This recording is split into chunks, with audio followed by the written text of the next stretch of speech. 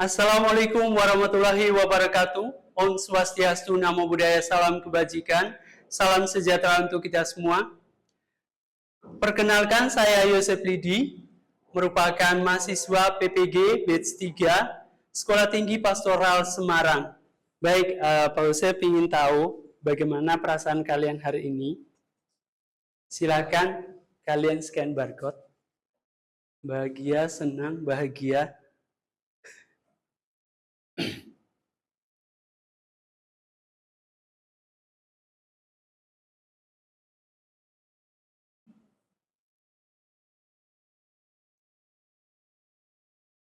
Sedih karena dia layak. Oke. Dalam nama Bapa, Putra, dan Roh Kudus. Amin. Selamat siang ya Bapa. Kembali kami ucap syukur kepadamu atas segala berkat yang Engkau berikan kepada kami. Kami mohon sertailah kami dalam proses pembelajaran ini. Dan pada kesempatan ini secara khusus kami ingin menghormati bulan Rosario, maka kami hendak memuliakan, memuji Allah melalui perantaran Bunda Maria. Marilah kita doakan 3 kali Salam Maria. Salam Maria, penuh rahmat Tuhan sertamu, terpujilah engkau di antara wanita, dan terpujilah buah tubuhmu Yesus. Santa Maria, Bunda Allah, doakanlah kami yang berdosa ini, sekarang dan waktu kami mati. Amin. Salam Maria, penuh rahmat Tuhan sertamu, terpujilah engkau di antara wanita, terpujilah buah tubuhmu Yesus. Santa Maria, Bunda Allah, doakanlah kami yang berdosa ini, sekarang dan waktu kami mati. Amin. Salam Maria, penuh rahmat Tuhan sertamu, terpujilah engkau di antara wanita, dan terpujilah buah tubuhmu Yesus. Santa Maria, Bunda Allah, doakanlah kami yang berdosa ini, sekarang dan waktu kami mati. Amin. Kemuliaan kepada Bapa, Putra, dan Roh Kudus, seperti pada permulaan, sekarang, selalu, dan sepanjang segala abad. Amin. Kita nyanyikan sebuah lagu. Nur di gua sunyi terpencil. Maka kita ingin melihat kembali materi kita sebelumnya, ya, yaitu apa sih sebenarnya suara hati? Suara hati. Apa itu suara hati? Ya. Suara hati adalah suara Tuhan yang mendiami hati setiap manusia. Oke, baik. Ada lagi? Ada lagi? Kisah suara hati. Oh, menurut saya itu suara hati itu yang ada dalam diri kita. Misalnya itu mau berbuat baik atau berbuat baik itu dari kataan Tuhan gitu, Pak. Oke, baik. Terima kasih, Keisha. Lalu ciri-ciri suara hati. Ciri-cirinya apa suara hati? Ciri-ciri suara hati. Igor? Itu Pak, dapat membedakan perilaku baik dan perilaku buruk. Oke, baik. Ya. Rafael? Mendapatkan isi hatinya itu kayak tidak melakukan. Nanti kita akan membahas terkait dengan ini. Nah, lalu kita sebagai Paulus juga sebagai seorang anak, ya seperti kalian saat ini, pertanyaannya adalah, apakah kalian pernah mengambil uang ayah atau ibu tanpa pemberitahuan sebelumnya? Pernah enggak? Pernah enggak? Paulus pernah, ya pernah. Lalu yang kedua, apakah kalian pernah mengambil makanan di meja makan yang bukan jatahnya? Ini biasa sering loh. Ya, ya ini pasti pernah. Lalu yang berikut, apakah hati nurani menunjukkan petunjuk kepada seseorang untuk melakukan tindakan baik? Ya, ya apa enggak? Alasannya? Ada yang bisa memberikan alasan?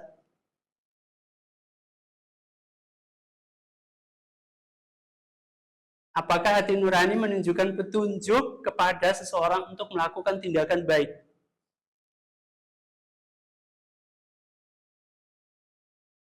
Ada? Ada yang tahu alasannya? Bima Menunjukkan. menunjukkan, iya, alasannya. Karena seperti yang dibilang Yesus tadi, kalau hati nurani, suara hati nurani itu adalah suara dari Allah. Oke, baik. Terima kasih. Lalu pertanyaan keempat, bila seseorang bertindak buruk, apakah hati nurani berfungsi dengan baik atau tidak? Kira-kira berfungsi dengan baik atau tidak? Dewa? Kira-kira berfungsi dengan baik apa enggak? Menurut saya itu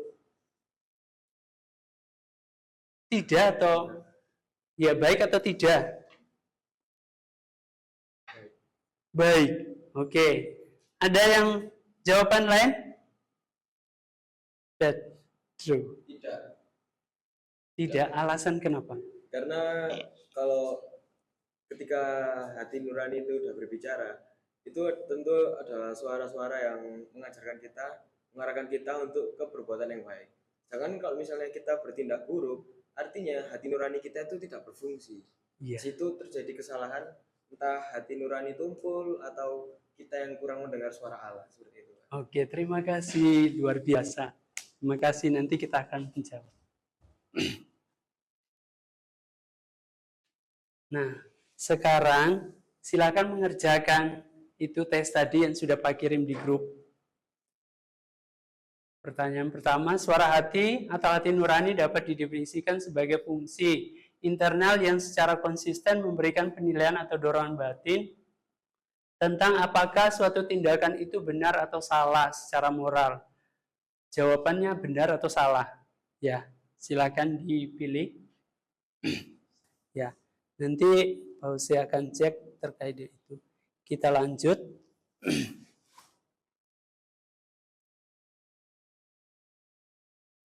Baik, tujuan pembelajaran kita yang pertama mengajak kalian untuk memahami tentang peran suara hati. Lalu yang kedua, kalian dapat atau mampu mengelompokkan suara hati yang keliru.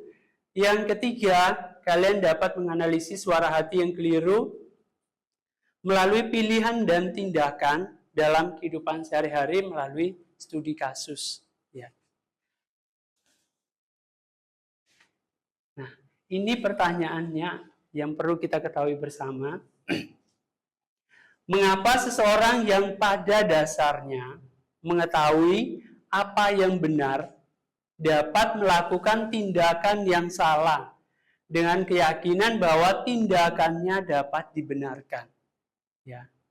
Bagaimana suara hati kita bisa tersesat? Ya, ini yang perlu kita refleksikan. Nah, sekarang kita akan masuk ke sesi diskusi. Ya. Baik, perlu diperhatikan, nanti Pak Hussein akan memberikan beberapa jenis kasus. Yang pertama, tentang hati nurani yang tumpul. Yang kedua, hati nurani yang keliru. Dan yang ketiga, hati nurani yang tertekan. Ya. Baik, sebelum Pak Hussein lanjut, silakan ketua kelas untuk membagikan anggota kelompok. Silakan. Gabung sama Igor. Sudah? Nah, baik. Yang perlu kalian pahami dalam mengerjakan atau mendiskusikan tentang kasus, yang pertama, posisi kalian sebagai orang-orang yang memiliki pilihan moral yang benar, ya, dalam menilai kasus. Yang kedua, kalian mampu menentukan pembedaan proses pikiran yang salah, ya, atau buruk. Yang berikutnya, dampak suara hati yang keliru. Nah, itu yang perlu kalian lakukan dalam mendiskusikan kasus. Nah, sebelum itu kita perlu melihat video sebentar.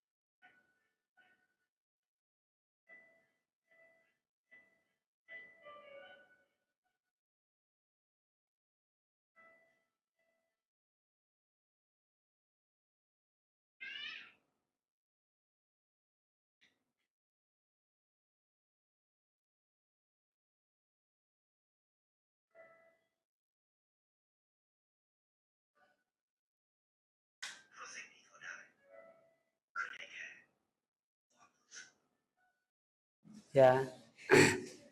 Jadi silakan maju mulai dari kelompok mana dulu? Kelompok 2, Pak. 2. Silakan. 3 orang ini. Iya. Nah, nanti dibagi tugas siapa yang menjadi presentator.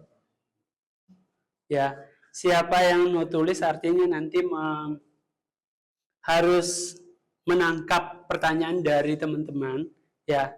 Lalu yang berikut moderator, gitu. Silakan kelompok 1, kelompok 2. Silakan. Ya. Jadi perkenalkan kami dari kelompok 2. Agak maju dulu ya. Kami dari kelompok 2, nama saya Bima absen 6. Saya Gabriel absen 16. Saya Chelsea absen 26. Oke, di kasus ini, kasus yang kedua ini akan dibacakan oleh Chelsea.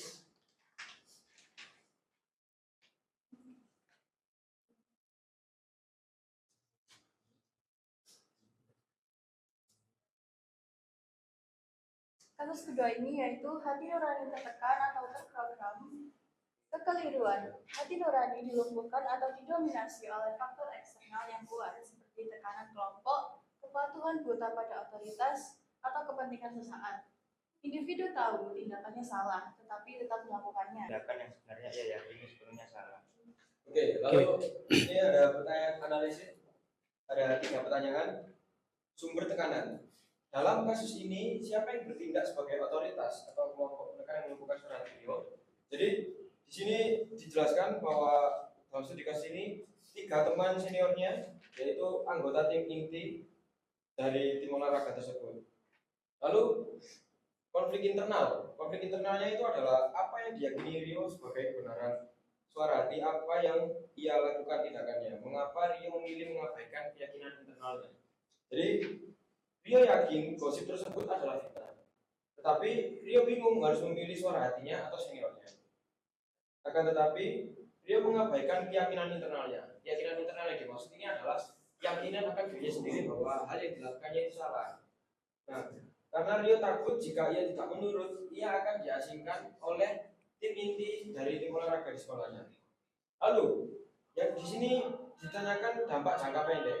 Apa konsekuensi jangka pendek dari mengabaikan hati nurani di bawah tekanan seperti ini, baik bagi Rio, diri Rio maupun bagi lingkungan timnya? Dampak jangka pendek yaitu seperti pada umumnya jika kita melakukan kesalahan, jangka pendeknya ya kita merasa bersalah, mencari kebenaran atas kesalahan yang telah kita lakukan. Hal ini membuat Rio bimbang akan keyakinan sejati dari dirinya sendiri. Ketika kita melakukan kesalahan lalu kita mencari kebenaran, kita akan kehilangan.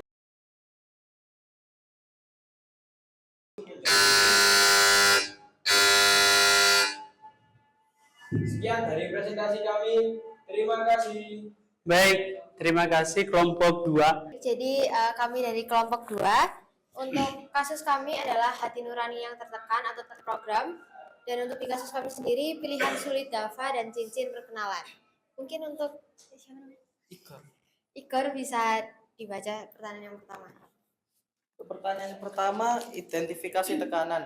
Apa yang menjadi program atau tekanan eksternal utama yang memaksa Dava bertindak berlawanan dengan hati nuraninya? Nah, jadi jawabannya itu karena Dava tidak ingin diasingkan dan dibully oleh The Falcon. Oke. Yang kedua. Lalu yang kedua, kelegaan semu. Dava merasa kelegaan karena diterima, tetapi diikuti rasa jijik pada dirinya sendiri. Mengapa perasaan yang bertentangan ini membuktikan bahwa hati nuraninya tidak hilang, melainkan dipaksa untuk diam? Ya, jadi ya karena Dava masih bisa merasakan hal yang benar yaitu jijik dan rasa kasihan ke Rian. Oleh karena itu hati nuraninya tetap ada. Lalu yang ketiga, memperkuat nurani. Apa yang dapat dilakukan Dava untuk mengatasi pressure conscience di masa depan? Berikan satu saran tindakan praktis agar suara hatinya menjadi lebih kuat daripada ancaman pengucilan. Nah, jadi untuk yang 3, Dava harus memiliki pendirian kuat dengan tetap melakukan hal yang benar. Oke, baik. Terima kasih kelompok 3. Ada yang menyanggah mau bertanya? Baik, tidak ada, silakan. Kelompok 4 mendapat kasus hati nurani tumpul, yaitu terjadi ketika suara hati sering diabaikan atau dibiasakan dengan hal yang tidak baik, sehingga kehilangan kepekaannya. Pelaku tidak lagi merasakan rasa bersalah atas tindakan yang secara moral salah. Lalu ada pertanyaan analisis yang pertama. Mengapa tindakan Sinta yang awalnya hanya fokus pada fashion pribadi bisa dikategorikan sebagai hati nurani tumpul? Apa nilai yang hilang dalam dirinya? Karena berkurangnya mendengar suara Tuhan dan lebih mementingkan dirinya sendiri. Nilai yang hilang ialah nilai kasih terhadap sesama atau nilai peduli terhadap sesama manusia. Bukan beda. Lalu ada pertanyaan kedua, bagaimana prinsip materialisme atau mengukur nilai dari harta benda berperan dalam menumpukan hati nurani Sinta terhadap masalah-masalah sosial? Jawabannya, karena Sinta terlalu fokus terhadap penampilan sehingga mengabaikan kegiatan sosial dan tak tergerak untuk menolong. Selanjutnya pertanyaan yang ketiga, yaitu dampak jangka panjang. Jika Sinta terus hidup dengan hati nurani yang tumpul, bagaimana hal itu dapat mempengaruhi hubungannya dengan teman dan pandangannya tentang kesuksesan di masa depan? Dan jawabannya yaitu berpengaruh karena Sinta tidak peduli terhadap lingkungan sosial dan hanya melihat seseorang dari luarnya saja. Dan juga Sinta lebih mementingkan dirinya sendiri. Oke, baik. Terima kasih. Kelompok 4, ada yang menanggapi? Baik, silakan duduk. Terima kasih. Selanjutnya kelompok 1.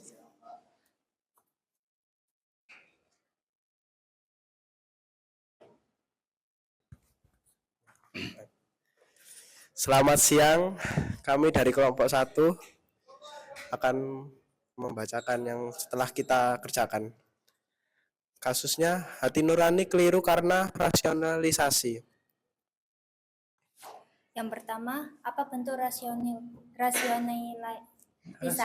yang digunakan Bimo untuk membenarkan dirinya mengambil kredit dari kerja keras Andi? Ia membenarkan tindakannya dengan alasan bahwa ia sudah berkontribusi sedikit dan sudah memikirkan tugas lain.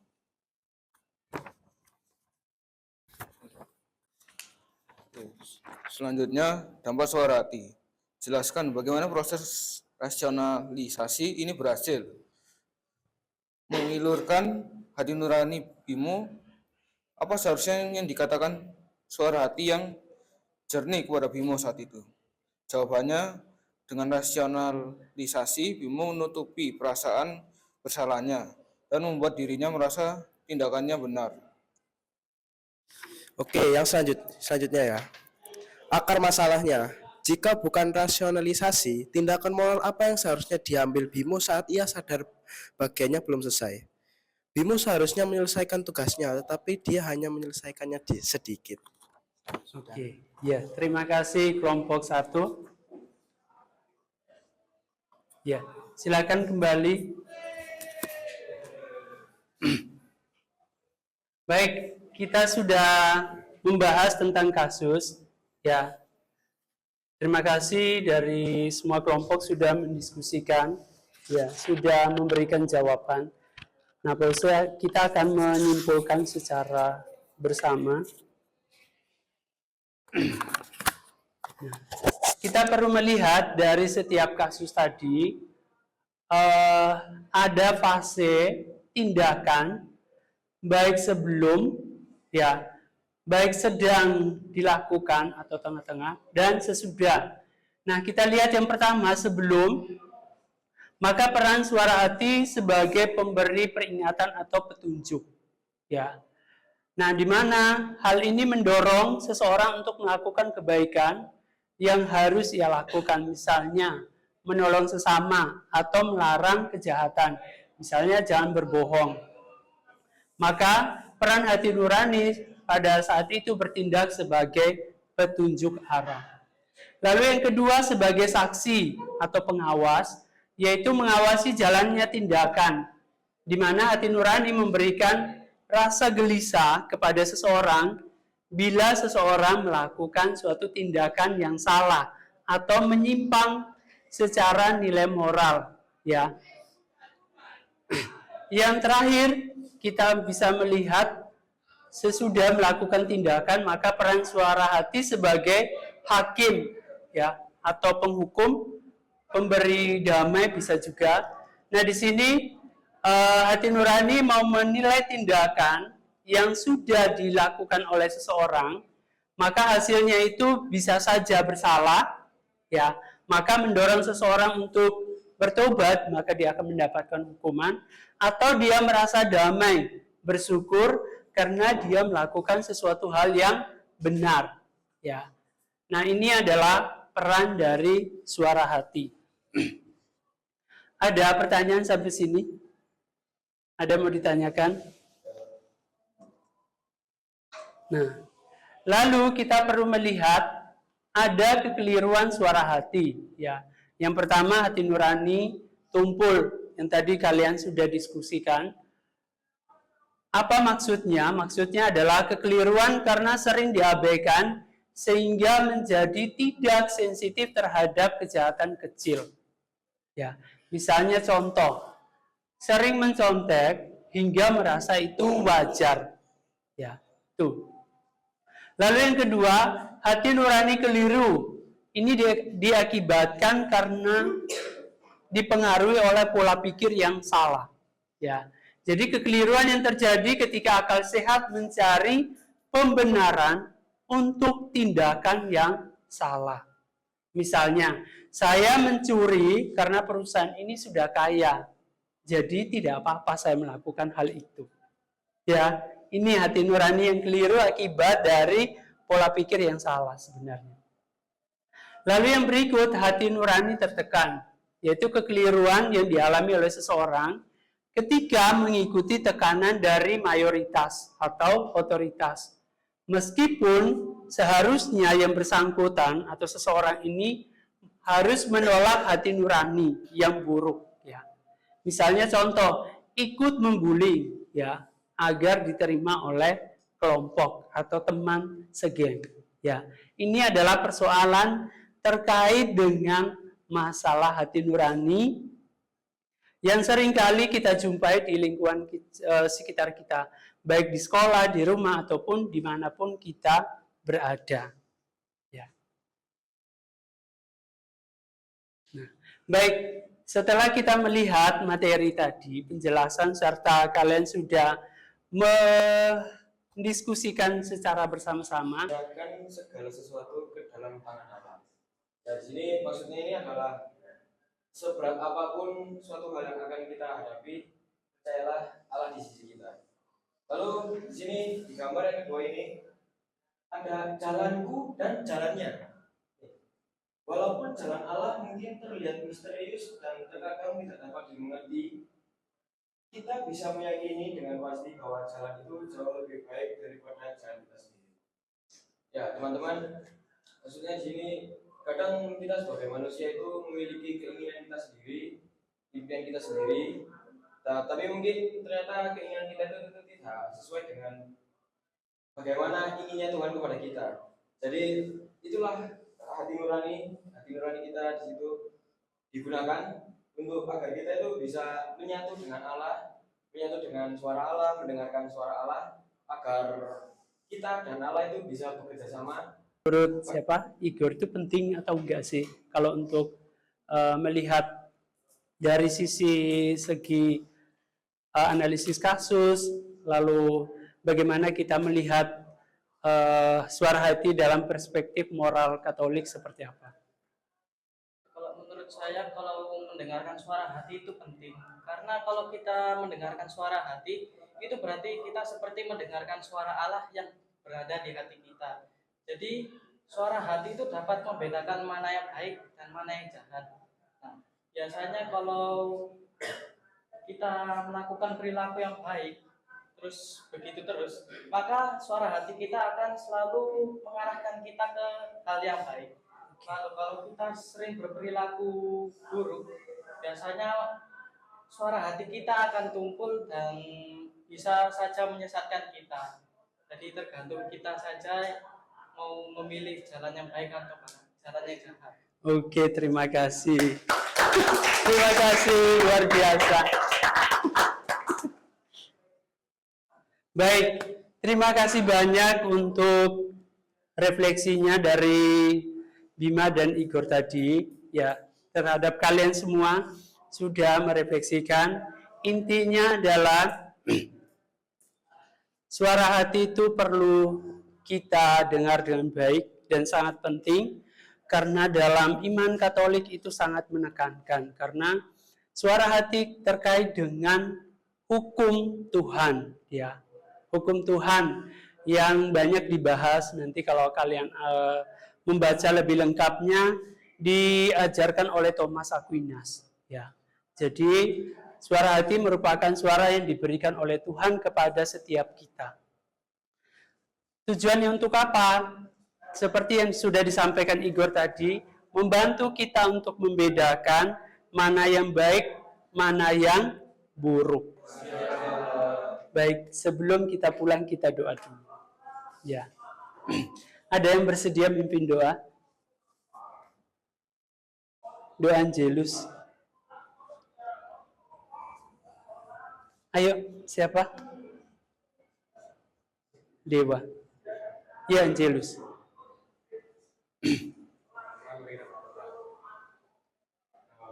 Bapa, Putra, dan Kudus, amin.